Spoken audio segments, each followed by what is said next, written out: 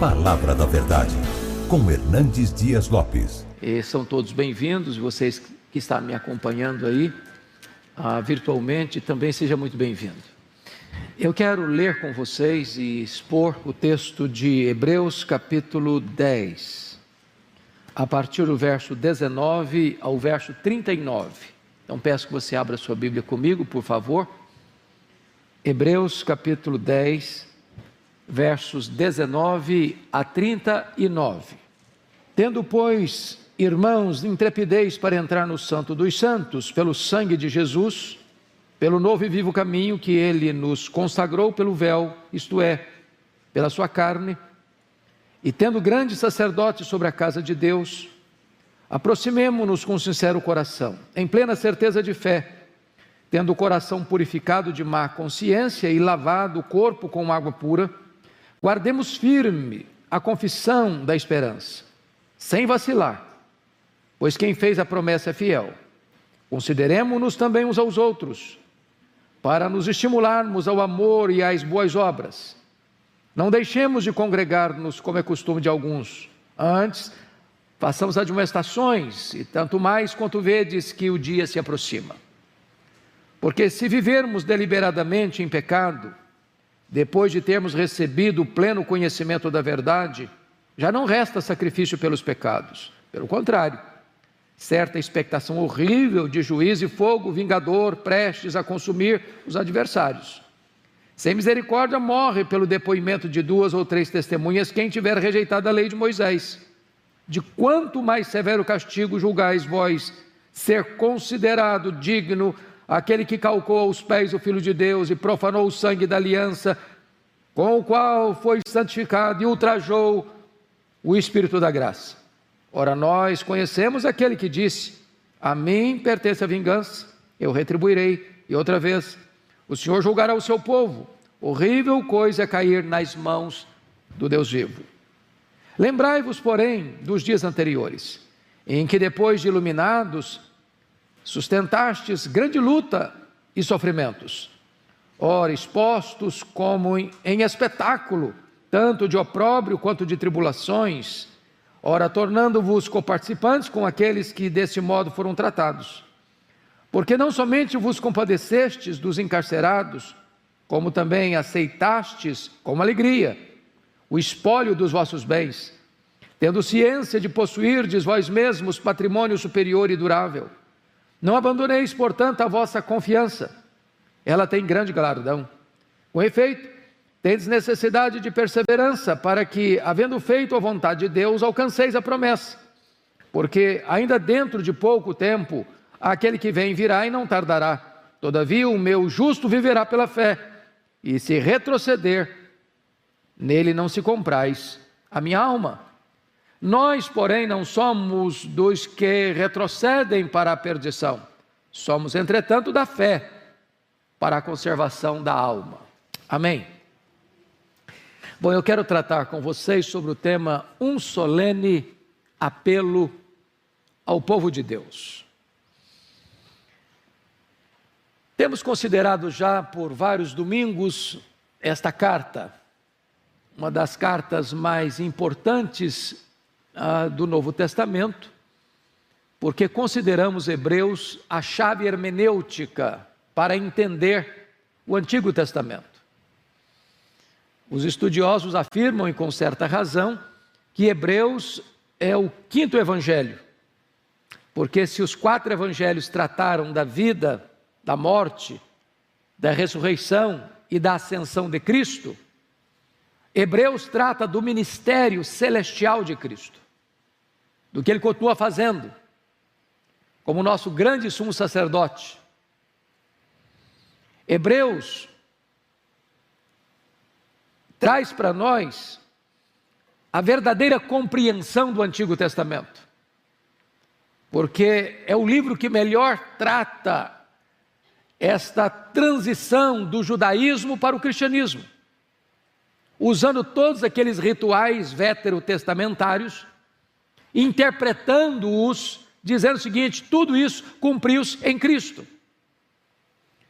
Portanto, a grande tese deste livro é que Jesus é melhor, melhor que os profetas, melhor que Moisés, melhor que Arão, melhor que Josué. Que o sacrifício que ele ofereceu é superior ao sacrifício levítico, que a ordem sacerdotal dele, de Melquisedeque, é superior à ordem levítica, que a nova aliança que ele inaugurou no seu sangue é superior à velha aliança. Então este livro mostra para nós esta transição que culmina lá no cenáculo, quando Jesus Cristo, celebrando a última Páscoa, pega o pão, o parte e diz: este pão é o meu corpo que é dado por vós, tomai e comei. Depois ele pega o cálice, o vinho, e diz: este cálice é a nova aliança em meu sangue, tomai e bebei dele todos, fazei isto em memória de mim até que eu retorne para vós. Ali Jesus encerrava historicamente o judaísmo. Ali Jesus disse o seguinte: tudo aquilo que aconteceu até hoje, as festas, os sacrifícios, os rituais de purificação, tudo isso se encerra aqui, se cumpre aqui. Eu estou inaugurando a nova aliança. Ali Jesus varreu do altar os animais mortos. Ali Jesus varreu do altar todos os sacrifícios feitos. Ali ele se apresenta como o Cordeiro de Deus que tira o pecado do mundo, sendo ele o sacerdote perfeito, apresentando o sacrifício perfeito. Pois bem, na nossa caminhada até aqui, na exposição de Hebreus, é muito importante entender duas divisões clássicas deste livro. A primeira delas vai do capítulo 1 até o capítulo 10, verso 18, o que já consideramos até hoje. Aqui é a parte que nós chamamos de dogmática ou doutrinária da carta.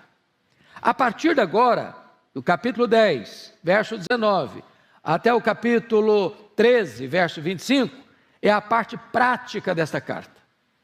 É como se eu estivesse fazendo a aplicação. E eu chamo a atenção dos irmãos para uma pequena palavrinha, que é uma preposição, está entre vírgulas no versículo 19.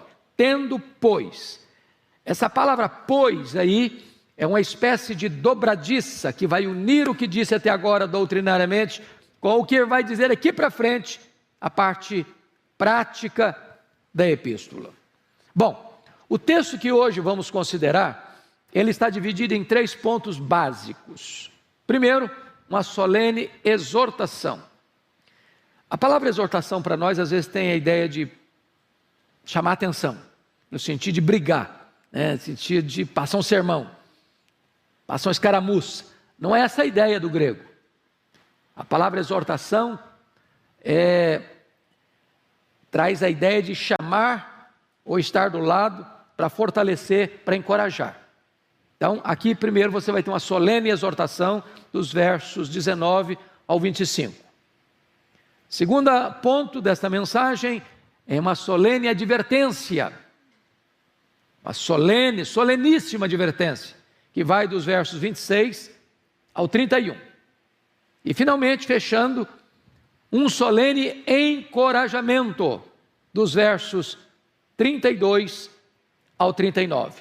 É sobre esses 3 assuntos que proponho a falar com vocês a partir de agora. Então vejamos em primeiro lugar uma solene exortação, começando aí com o verso 19.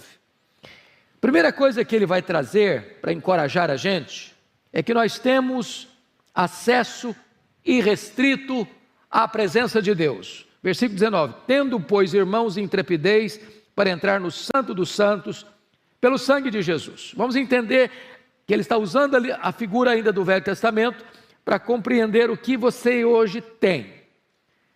Somente o sumo sacerdote podia entrar uma vez por ano no Santo dos Santos. Se outra pessoa entrasse lá, ele era morta. O que estava lá dentro do Santo dos Santos? A Arca da Aliança. O que tinha dentro da arca? As tábuas da lei, o vaso com maná e a vara seca de Arão que floresceu. Todas essas 3 coisas, objetos, apontavam para Cristo. A tampa da arca, que era o propiciatório, todo de ouro, tinha os querubins. Quando ele entrava uma vez por ano lá, com sangue de animal, para fazer purificação, primeiro por si, depois pelo povo, Ali a Shekinah de Deus descia, a glória de Deus descia. Aquilo ali era um símbolo da presença de Deus. Olha que coisa magnífica ele está mostrando da transição do judaísmo para o cristianismo. Lá, só o sumo sacerdote podia entrar uma vez por ano. Agora, você e eu, todos nós, temos livre acesso ao Santo dos Santos, ou seja, à presença de Deus. Não com sangue de bodes, não com sangue de ovelhas, mas pelo sangue de Cristo, de Jesus. Aquilo que só o sumo sacerdote tinha o privilégio de fazer uma vez por ano, você e eu temos a qualquer hora, em qualquer dia, em qualquer circunstância. Com mais ousadia ainda, porque ele entrava com o sangue de animais, você entra pelo sangue de Jesus. Segundo lugar, temos um novo e vivo caminho para Deus. Olha o verso 20. Pelo novo e vivo caminho que ele nos consagrou pelo véu, isto é, pela sua carne. Vamos entender isso. O que separava o lugar santo dos santos era um véu, era uma pesada cortina.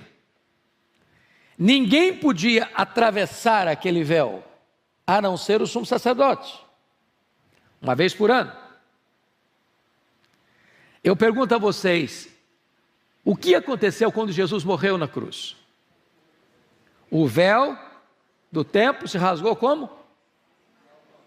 Não de baixo para cima, mas de cima para baixo.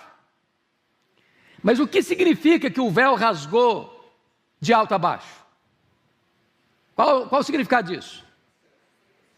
Significa que agora o acesso não está restrito a apenas um tipo de pessoa, o sumo sacerdote, mas que o acesso está aberto para todos. Porque todos nós fomos feitos sacerdócio real. E agora o caminho de acesso a Deus é o próprio Jesus. Ele é o novo e vivo caminho. Aliás, ele disse: eu sou o caminho, e ninguém vem ao Pai senão por mim. Então, quando Jesus morreu na cruz, o véu foi rasgado, o acesso está liberado, e o meio de acesso a Jesus, a Deus, é o próprio Jesus. Ele é a porta, ele é o caminho, ele abre o acesso, ele é o novo e vivo caminho para Deus.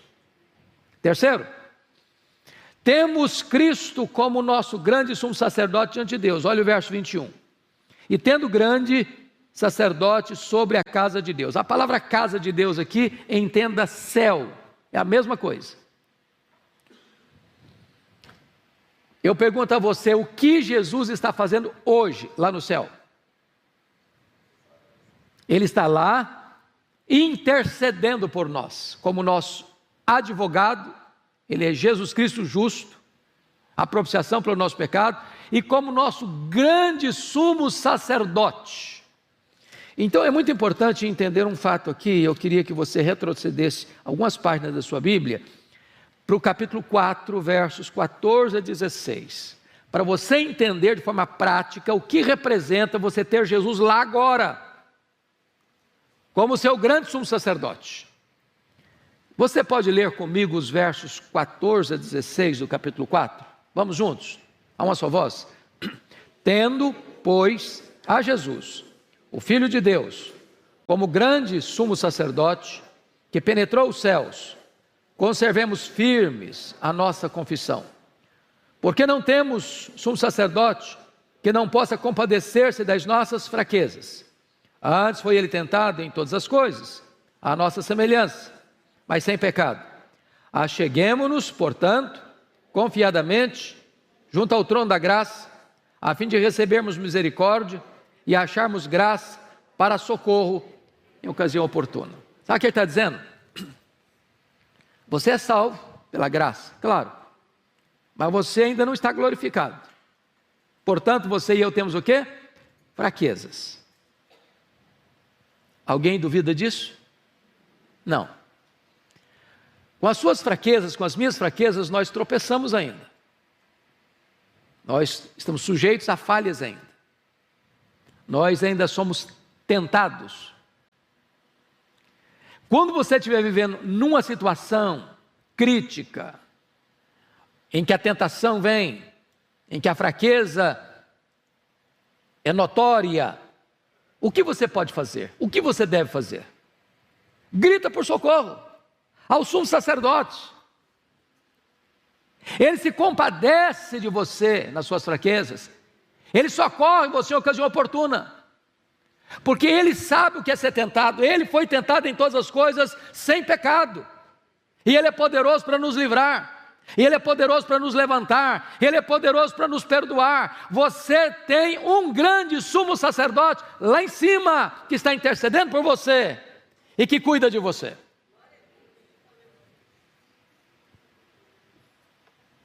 Quarto lugar, nós temos ousadia para entrar na presença de Deus. Olha o verso 22 comigo. Aproximemo-nos com sincero coração, em plena certeza de fé, tendo o coração purificado de má consciência e lavado o corpo com água pura. Vejam vocês, meus amados irmãos, que aqui tem um fato muito importante. Quando você peca, e você peca como eu, tem certeza? Que senão você seria um anjo e não estaria aqui entre nós desse jeito. O que você sente? Você que é crente, quando você peca, o que você sente? Na hora? Tristeza, não é? Vergonha. Puxa vida, Senhor. Puxa vida. Não é isso mesmo que a gente sente? Constrangimento, vergonha, tristeza. De repente você quase que fica assim, meu Deus, eu estou com vergonha de falar com o Senhor. Não é isso mesmo? Olha o que o texto está dizendo agora para nós. No versículo 22. Aproximemo-nos com sincero coração, em plena certeza de fé, tendo o coração purificado de má consciência e lavado o corpo com água pura. Ou seja, os sacrifícios do Velho Testamento não podiam purificar a consciência. Irmãos, isso é questão de foro íntimo, coisa lá de dentro da alma, não é coisa cerimonial. Não é purificação cerimonial. É limpeza interna, é lavagem interna. É resolver os dramas da consciência. É resolver os dramas da alma. É fazer uma terapia profunda.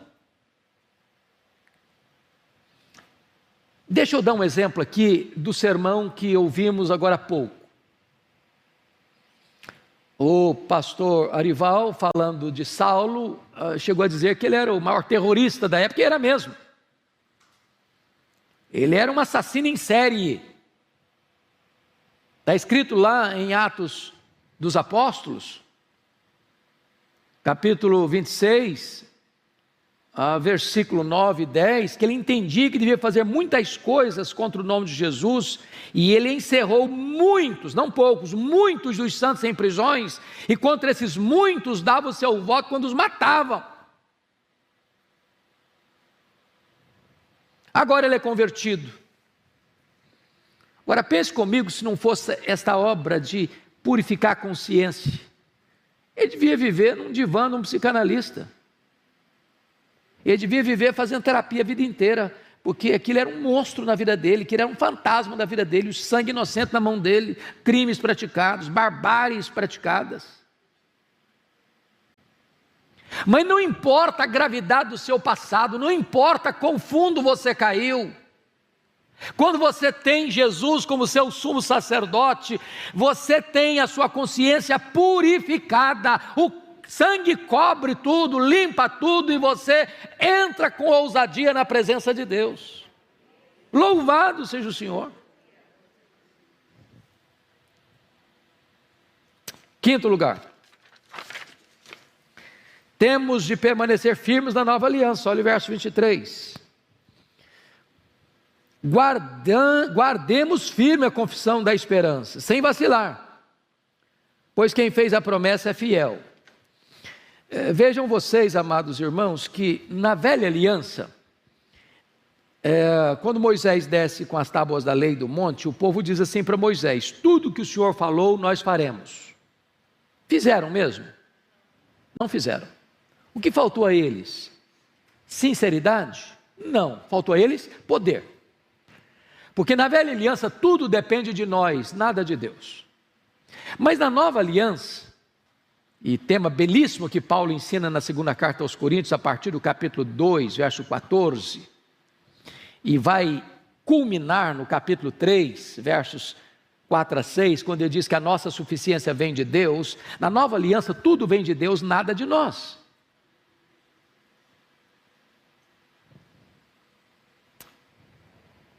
Quem, porém, é suficiente para essas coisas? Paulo pergunta.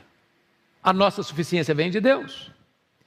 Então, a nova aliança te dá segurança para você ter comunhão com Deus, para você entrar no Santo dos Santos, para você desfrutar da alegria da salvação, porque você não entra fiado nos seus méritos, nas suas obras, no seu merecimento, em quem você é, no que você faz.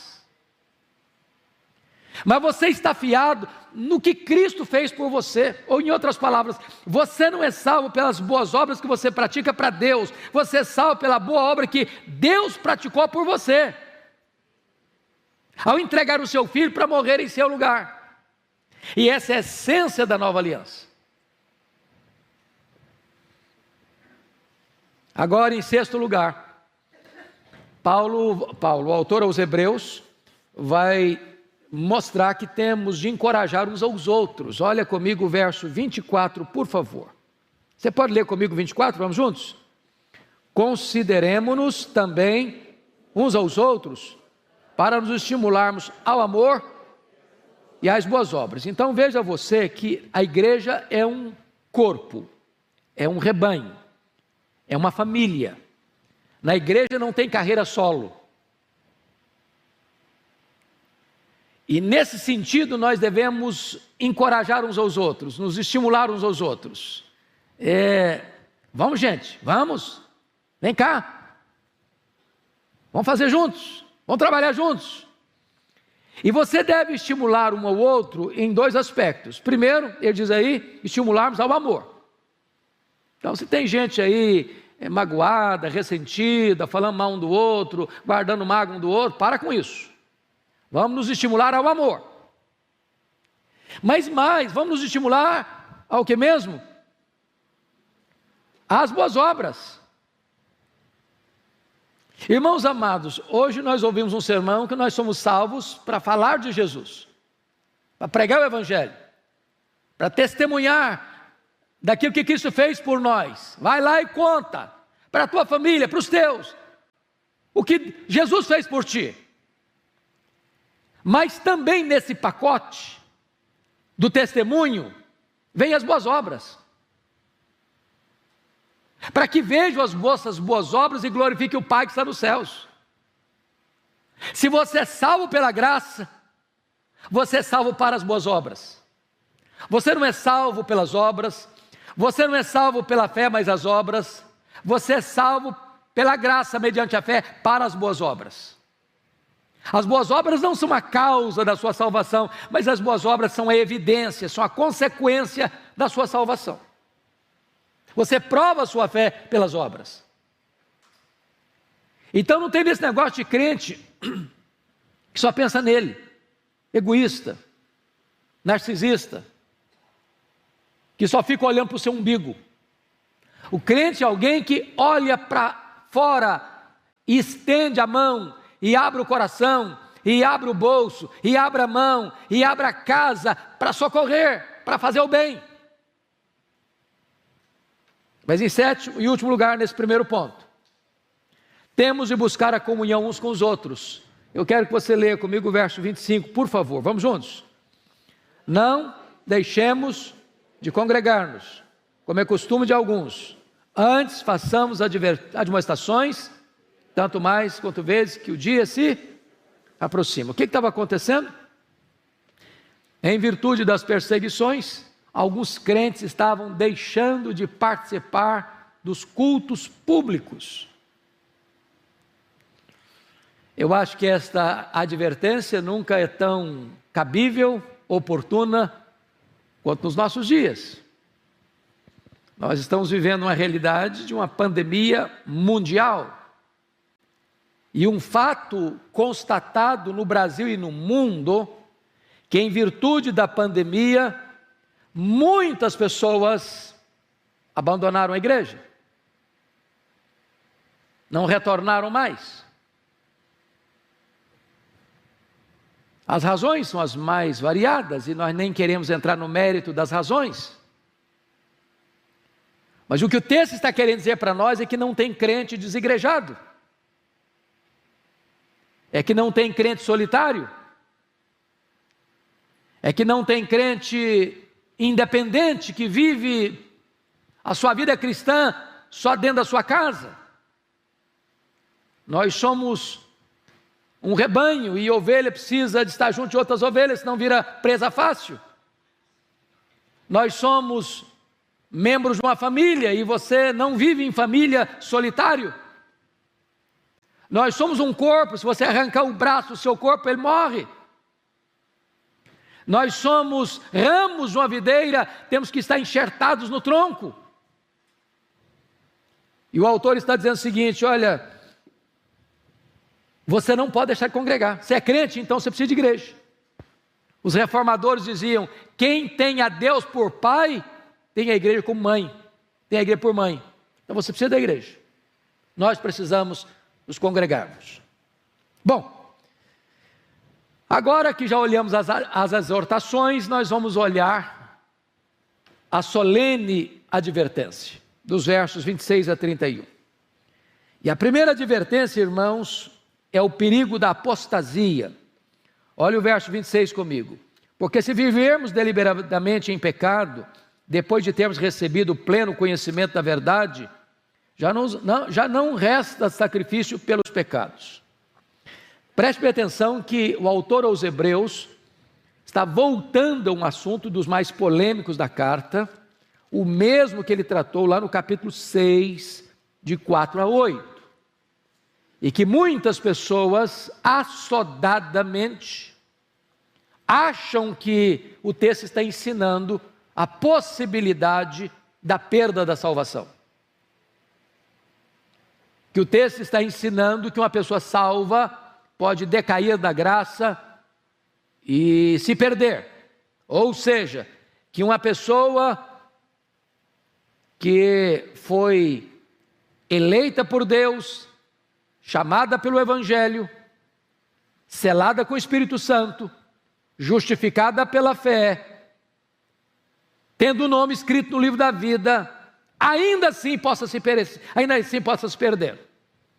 Não é o nosso entendimento, não é a nossa compreensão das Escrituras. Esse texto está falando aqui do perigo da apostasia. E em que contexto ele está falando do perigo da apostasia? É só você entender por que essa carta foi escrita. Essa carta aos Hebreus foi escrita porque judeus, racialmente falando, converteram-se a Cristo, abraçaram o cristianismo. Aí veio a perseguição. Com medo das consequências, para se livrarem das reverberações da perseguição, estão de malas prontas de volta para o judaísmo. E o autor aos Hebreus é o seguinte: deixar Cristo e voltar para Moisés, deixar o Evangelho e voltar para o judaísmo é apostasia, é um caminho de morte, não tem esperança. Ele não está falando aqui no verso 26 de pecados de fraqueza, os pecados que você e eu cometemos, porque para esse tipo de pecado, a solução está lá em Hebreus capítulo 4, 16 a 18, temos um grande sumo sacerdote que se compadece das nossas fraquezas. O que ele está dizendo aqui é o pecado da apostasia, é o abandono da fé. É o perigo de você rejeitar formalmente o Evangelho. Eu não creio mais nisso, eu não quero mais isso, eu não aceito mais isso, eu vou virar as costas para isso, eu vou retornar ao caminho antigo onde eu andava. Essa é a advertência do autor aos Hebreus. Segundo, Vejamos aí a penalidade da apostasia no verso 27. Pelo contrário, ele começa a dizer o seguinte: já não resta sacrifício pelos pecados. Pelo contrário, certa expectação horrível de juízo e fogo vingador presta a consumir os adversários. O que o texto está querendo dizer é o seguinte: aquela pessoa que rejeita formalmente o evangelho, não tem mais possibilidade dela ser salva. Por quê?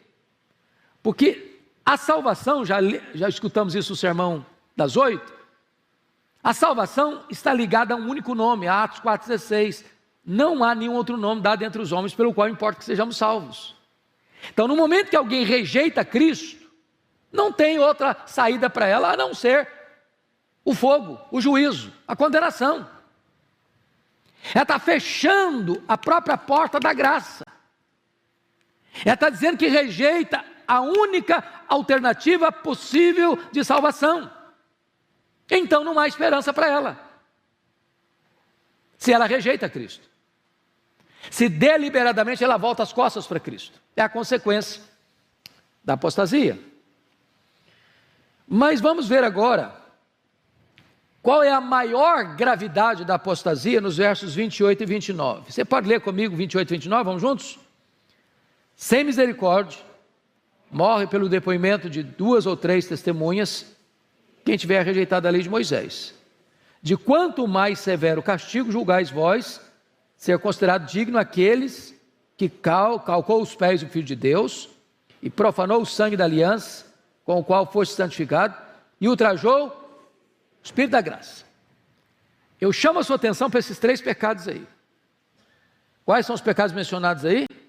Calcar aos pés o Filho de Deus, botar Jesus debaixo do chinelo. Segundo, profanar o sangue da aliança. Que sangue? O sangue que Cristo verteu na cruz, profaná-lo. Terceiro, ultrajar o Espírito da graça. O que é o pecado da apostasia?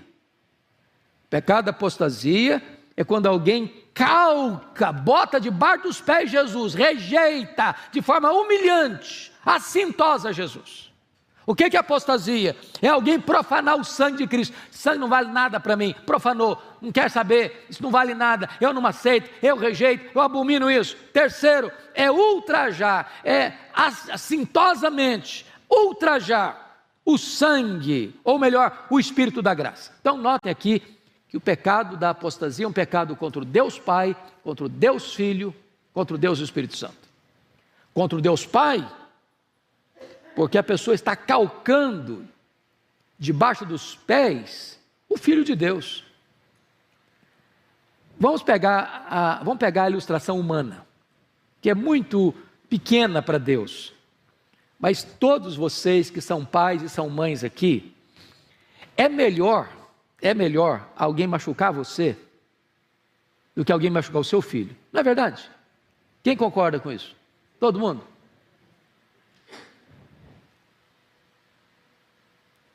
Se alguém pegar o seu filho de forma assintosa, botar a bota na cabeça do seu filho, isso é pior para você, pai, é pior para você, mãe, do que se estivesse acontecendo com você mesmo. Então, quando alguém calca debaixo dos pés Jesus, isso é uma afronta ao Deus Pai. Porque o Deus Pai disse acerca do Deus Filho: Ele é o meu prazer, Ele é o meu eleito, nele eu me comprazo. Agora, profanar o sangue da aliança significa que eu rejeito o sacrifício que Cristo fez na cruz. Que aquele sacrifício vicário, expiatório, substitutivo que Ele fez na cruz, eu não quero saber disso. Eu rejeito, profano, falo mal. E mais, é ultrajar o Espírito da graça, esse Espírito doce, maravilhoso, que nos convence de pecado, que nos regenera, que nos sela, que nos foi dado com o penhor, que nos dá poder, que nos santifica, que nos transforma de glória em glória na imagem de Jesus. Olha, eu estou fora desse negócio. Perceberam por que não tem esperança para essa pessoa? Ela está se voltando com toda a sua fúria contra o Deus Pai, contra o Deus Filho, contra o Deus Espírito Santo, e o que resta para ela é o quê? Apenas juízo. Não tem esperança. Então, qual é o quarto ponto, para fechar aqui essa segundo ponto, que é a advertência? Só resta o juízo inevitável provocado pela apostasia. Olha os versos 30 e 31. Ora, nós conhecemos aquele que disse: a mim pertence a vingança, eu retribuirei, e outra vez o Senhor julgará o seu povo. Horrível coisa é cair nas mãos do Deus vivo. E eu pergunto a vocês: quem pode insultar o Deus Pai, o Deus Filho, o Deus Espírito Santo, e com palavras muito fortes, irmãos, palavras fortíssimas, botar debaixo do pé? Botar debaixo do pé é o ato mais humilhante que você pode sujeitar a outra pessoa. Olha, o sangue é aquilo de mais precioso. E quando a pessoa profana o sangue de Cristo, o sangue da aliança, ele está ultrajando aquilo que de mais precioso Cristo fez. E quando ele ultraja o Espírito da graça, ele está dizendo que ele não só rejeita, mas rejeita com ódio, com fúria, com descaso, com desprezo, o Espírito Santo. O que resta para ele? O juízo de Deus, a vingança de Deus. O que sobra para ele? O fogo da condenação, e acabou.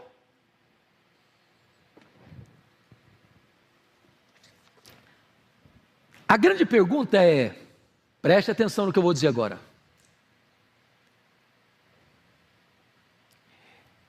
Esse texto está se aplicando a gente salva, convertida? E a resposta é não.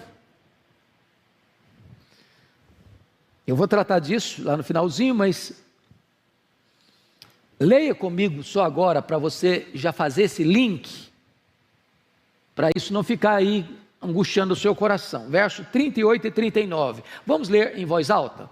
Todos nós. Todavia, o meu justo viverá pela fé, e se retroceder nele... Não, desculpa. E se retroceder... Perdão, vamos ler de novo que eu errei. Vamos lá de novo. Todavia, o meu justo viverá pela fé, e se retroceder, nele não se compraz a minha alma. Nós, porém, não somos dos que retrocedem para a perdição, somos, entretanto, da fé para a conservação da alma. Então, preste bem atenção. Se retroceder, nele não se compraz a minha alma. Mas aí, ele entra com a conjunção adversativa. Ao ler a sua Bíblia, esteja atento às conjunções adversativas.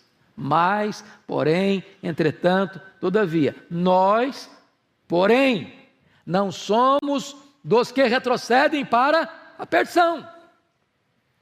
Então note que ele não está tratando aqui de alguém salvo que perdeu a salvação. Bendito seja Deus, irmãos, porque a nossa salvação está assegurada, não porque nós somos bons, porque somos fortes, porque somos fiéis, porque somos batuta. A nossa salvação está assegurada pelo próprio Deus. Isso é consolador para o nosso coração. Pois bem, amados, dito isto, agora nós vamos para o último ponto, que é um solene encorajamento. Vamos olhar agora, primeiro, versículo 32. Lembrem-se de que o Evangelho traz luz, mas também provas.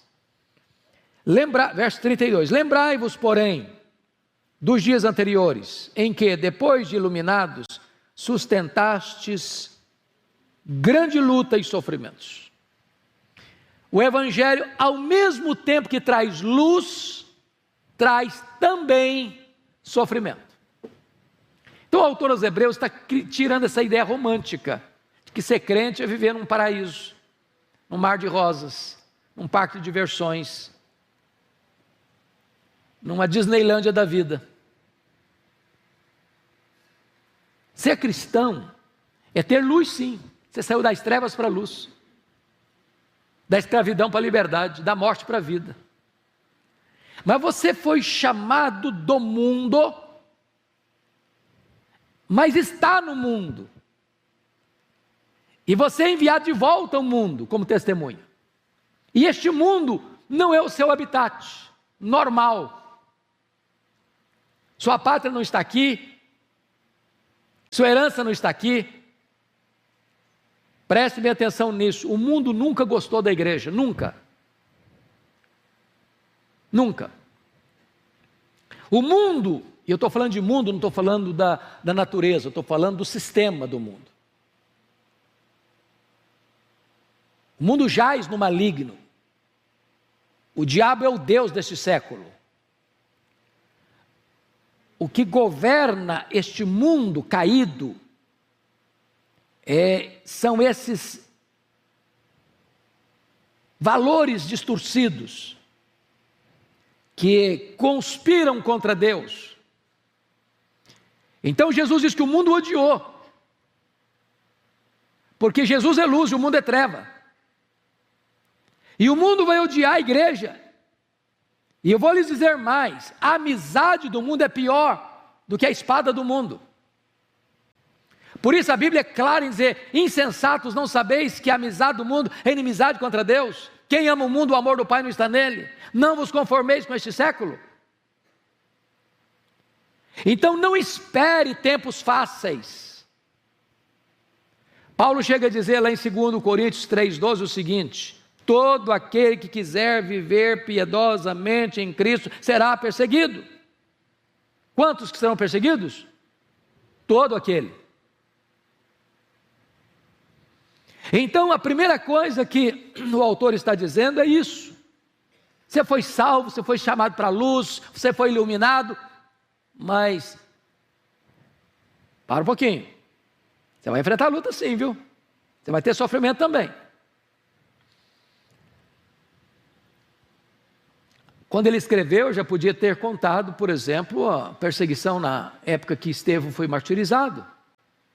Os crentes todos, exceto os apóstolos, foram expulsos de Jerusalém. Você sabe o que você sair da sua casa? Deixar para trás sua casa? Conforto da sua cama? Sabe o que você sair sem saber para onde vai? Sabe o que você sair assim, sem rumo, sem direção? E para trás de você está vindo o fogo da perseguição? Você sabe o que é a cidade de Jerusalém? Visualizar um apóstolo de Jesus, Tiago, sendo passado ao fio da espada, e o Pedro jogado na prisão de segurança máxima para ser morto depois da festa? Sabe o que é um Saulo de Tarso exterminando aqueles que confessavam o nome de Jesus em Jerusalém? Sabe o que foi a perseguição depois do incêndio de Roma, 17 de julho do ano 64, quando os crentes eram queimados vivos, crucificados, jogados às feras? Então o autor está dizendo o seguinte: se prepare, porque enquanto você viver aqui, tem sofrimento. E meus irmãos, não é preciso ser nenhum perito em prognóstico para saber que nós estamos entrando num período de grande aflição, mundo afora.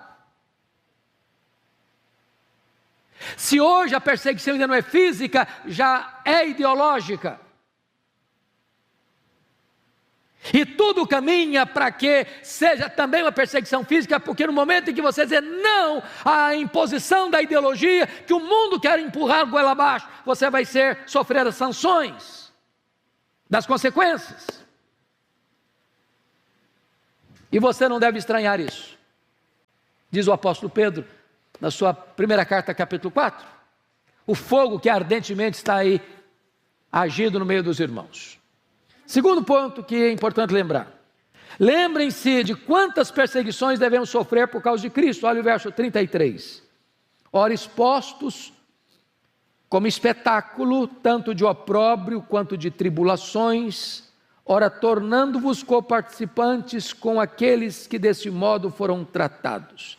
Eu chamo a sua atenção para essa expressão, ora, expostos como em espetáculo, tanto de opróbrio quanto de tribulações. A palavra espetáculo, na língua grega, é a palavra trisomai, de onde vem a nossa palavra portuguesa teatro.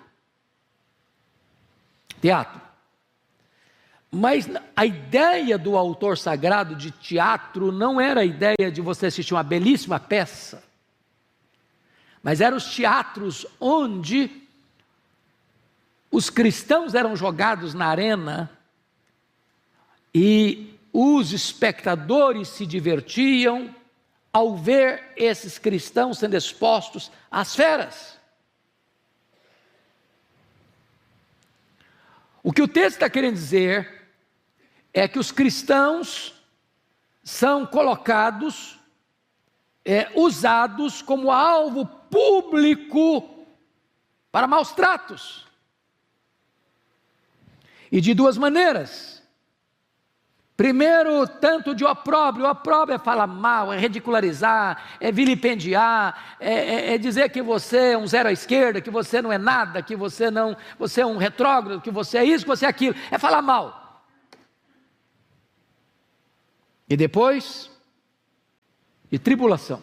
A palavra tribulação no grego traz a ideia de um peso que esmaga, e de você ser passado debaixo de um rolo compressor. Terceiro, lembrem-se de que aquilo que temos é maior do que aquilo que podemos perder por causa da perseguição. Olha comigo o verso 34. Porque não somente vos compadecestes dos encarcerados, como também aceitastes com alegria o espólio dos vossos bens, tendo ciência de possuirdes vós mesmos patrimônio superior e durável. Meus irmãos, a gente que vive, louvado seja Deus, ainda num país livre, é quase impensável você pensar nessa cena. Você já pensou que é que alguém chegar, o Estado chegar,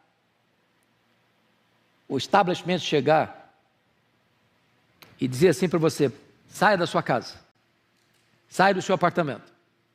Não é que ele vai te pagar, não, ele vai mandar você embora.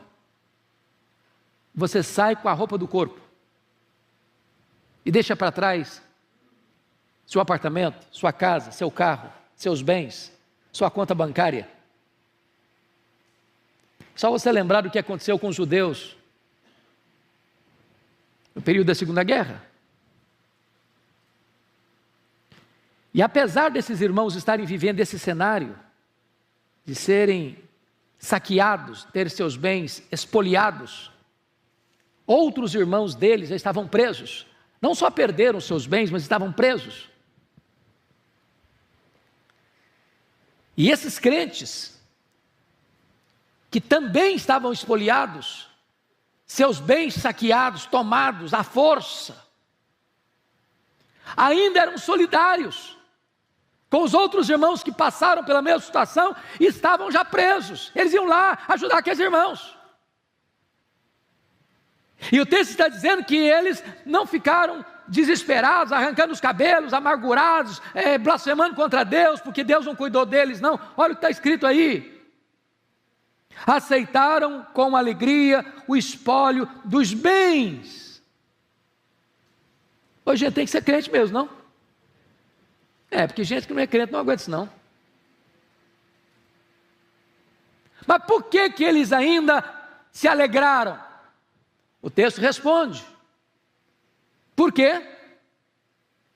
Tendo ciência, você lê comigo? Tendo ciência de possuirdes vós mesmos patrimônio superior e durável. Então quer dizer para você que o carro que você tem, o apartamento que você mora, a casa que você mora, é um bem, mas não é um bem o quê? Durável. Por que não é um bem durável, gente? Porque no dia que você morrer, você não consegue levar com você. No dia que você morrer, você que é o cara mais rico da cidade, fica tão pobre como um mendigo da cidade. Morre, não leva nada. Não leva um centavo. Mas você que é crente tem o quê? Um bem o quê? Durável. Você tem uma herança eterna. Você tem uma riqueza que não murcha, que não perde, que não é corroída jamais. E esses crentes passando por essas provas extremas de perder sua liberdade, de perder os seus bens, estavam felizes porque eles tinham consciência de que eles tinham um patrimônio superior e durável.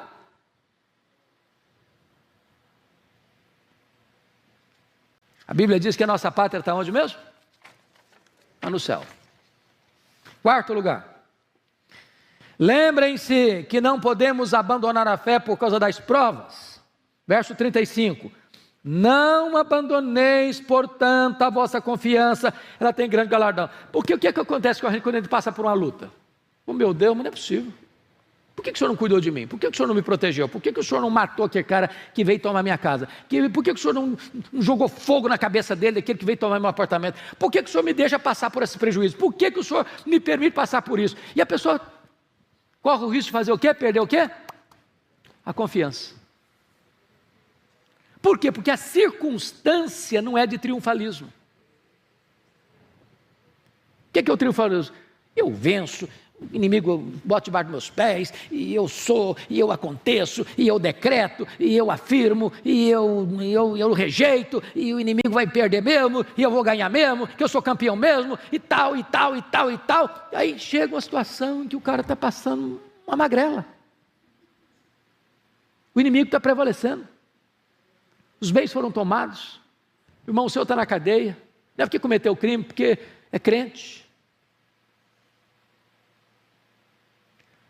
Perigo de fazer igual a mulher do Ló, mulher do Jó, amaldiçoa a Deus e morre. Diz, cuidado, para você não perder a confiança. Deus não perdeu o controle não. Deus deu corda ao inimigo, uma hora que Deus vai puxar a corda. E a hora que Deus puxar a corda, o inimigo está encrencado com Deus, e você está desfrutando de um patrimônio superior e durável. Bendito seja Deus. As nossas aparentes derrotas são vitórias consagradas.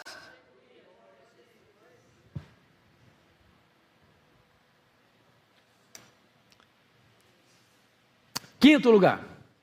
Lembrem-se que não podemos tirar os olhos de Cristo. Devemos perseverar. Verso 36. Com efeito, tens necessidade de perseverança, para que, havendo feito a vontade de Deus, alcanceis a promessa. A palavra perseverança aqui, irmãos, é uma das palavras mais lindas do grego, porque essa palavra traz a ideia não só de paciência, de perseverança, senão eu estou perseverando, porque tem dois tipos de perseverança. A perseverança do estoico, é aquele cara que trinca os dentes e aguenta calado, um barril de pólvora, mas ele não explode. E aquela perseverança triunfadora, aquela perseverança de alguém que mesmo na luta ele está glorificando a Deus, porque sabe que mesmo que ele tenha perdido o controle da situação, Deus está no controle e tem um propósito, está trabalhando para o seu bem. Essa é a ideia do texto. Sexto e penúltimo lugar, lembrem-se de ficar atentos à breve volta do Senhor Jesus. Olha o verso 37 comigo. Porque ainda dentro de pouco tempo, aquele que vem virá e não tardará. Louvado seja Deus. Você e eu devemos viver nas lutas da vida aqui, como que na ponta dos pés, aguardando aquele que em breve virá e não tardará. E ele é o reto juiz. E ele vai chegar e se assentar no trono e vai julgar as nações. e vai dizer para você que passou por todas as lutas: vinde, bendito do meu Pai, entre na posse do reino, que está preparado para você desde a fundação do mundo. Ele voltará, trazendo consigo a recompensa, o galardão. Como lemos, como ouvimos aqui hoje, Daniel 12:3. Você que, apesar das lutas, conduziu muitos à justiça, você vai brilhar como as estrelas, para sempre e eternamente. Você vai reinar com Cristo. Toda lágrima vai ser enxugada dos seus olhos. Não vai ter mais pranto, não vai ter mais dor, não vai ter mais morte, não vai ter mais luto, não vai ter mais despedida, não vai ter mais pecado, não vai ter mais tristeza. Você estará para sempre com Ele. E eu estou certo de que o primeiro minuto que você entrar no céu, todas as dores que você viveu aqui não farão mais sentido, porque a Bíblia diz que a nossa leve e momentânea tribulação produzirá para nós eterno peso de glória, acima de toda comparação. Porque os sofrimentos do tempo presente não são para comparar com as glórias por vir a serem reveladas em nós. Finalmente, último lugar, sétimo último lugar. Você e eu precisamos nos lembrar que os justos vivem pela fé e os justos não retrocedem. Olha os versos 38 e 39. Todavia, o meu justo viverá pela fé, e se retroceder nele não se compraz a minha alma. Nós, porém, não somos dos que retrocedem para a perdição. Somos, entretanto, da fé para a conservação da alma. Bendito seja Deus. O autor aos Hebreus está citando aqui pela terceira vez na Bíblia essa famosíssima frase que foi o lema da reforma: o justo viverá pela fé. A primeira vez que essa frase aparece na Bíblia é em Abacuque capítulo 2, versículo 4. A segunda vez que essa expressão aparece na Bíblia é em Romanos 1,17. A terceira e última vez que essa expressão aparece na Bíblia é aqui em Hebreus capítulo 10, versículo 38. Você e eu vivemos pela fé. E você e eu não somos dos que retrocedem para a perdição. Você e eu que cremos em Jesus somos daqueles que perseveram para a conservação da alma. Não importa a luta, que já veio, que está presente ou que virá. Nós somos daqueles que perseveram, porque nós vivemos pela fé. Nós fomos justificados pela fé. Nós vamos perseverar na fé e nós vamos receber a recompensa da fé. Louvado seja Deus. Vamos ficar em pé e vamos orar.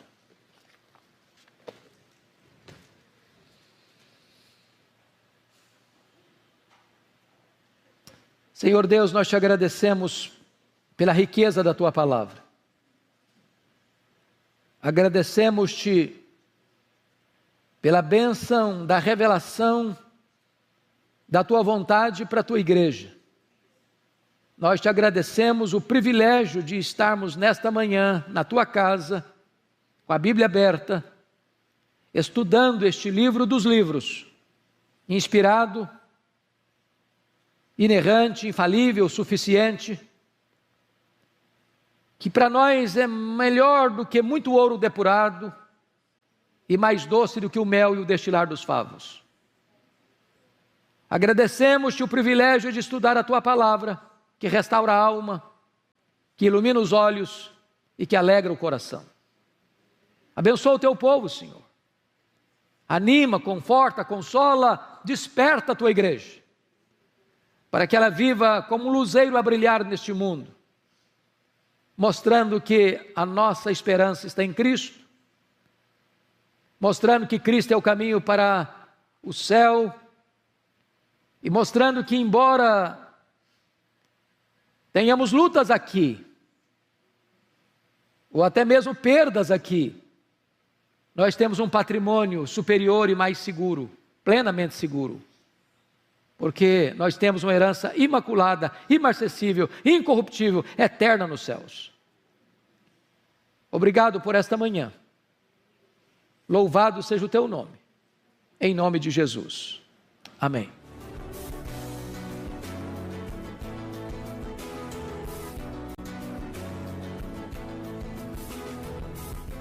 Palavra da Verdade, com Hernandes Dias Lopes.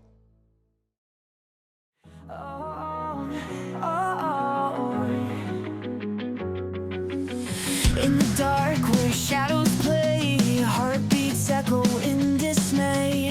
Lost the map to yesterday, words too sharp to ever say.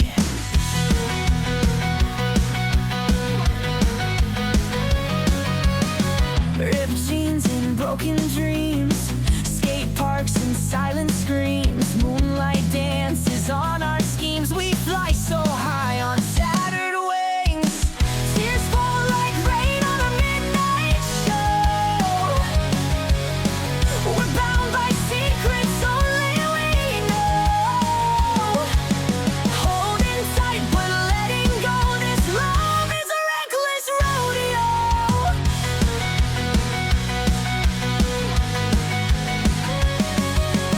Graffiti hearts on alley walls, cage birds sing in concert halls. Lost within a maze of calls, we free fall where the night falls.